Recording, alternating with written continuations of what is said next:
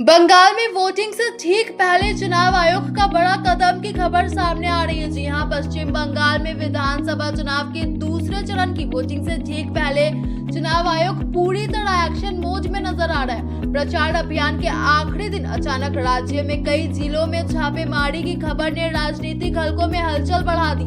जानकारी के मुताबिक बैरकपुर और जगदल समेत कई संवेदनशील इलाकों में चुनाव आयोग के निर्देश पर केंद्रीय एजेंसियां और सुरक्षा बल सर्च ऑपरेशन चला रहे हैं। इलेक्शन कमीशन ऑफ इंडिया के इस फैसले को चुनावी हिंसा को रोकने की रणनीति के तौर पर देखा जा रहा है।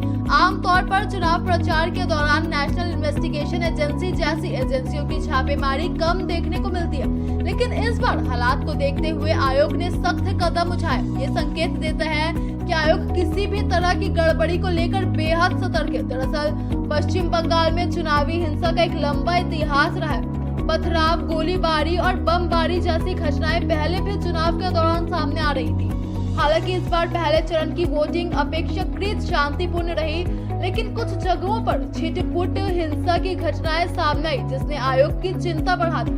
दूसरे चरण की वोटिंग से पहले हालात और गंभीर तब हो गए जब राज्य के कई इलाकों से कच्चे बम बरामद होने की खबर आई। इस घटनाओं के बाद इलेक्शन कमीशन ऑफ इंडिया ने पूरे राज्य में विशेष अभियान चलाने का आदेश दिया, जिसमें कच्चे बम बनाने और रखने वालों के खिलाफ सख्त कार्रवाई की जा रही है।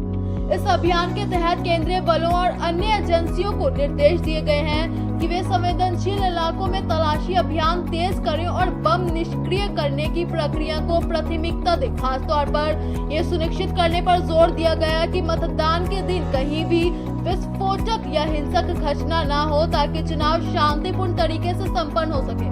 कोलकाता समेत पूरे राज्य में आज प्रचार का शोर थमने वाला है और इसके बाद मतदाता अपने मताधिकार का इस्तेमाल करेंगे।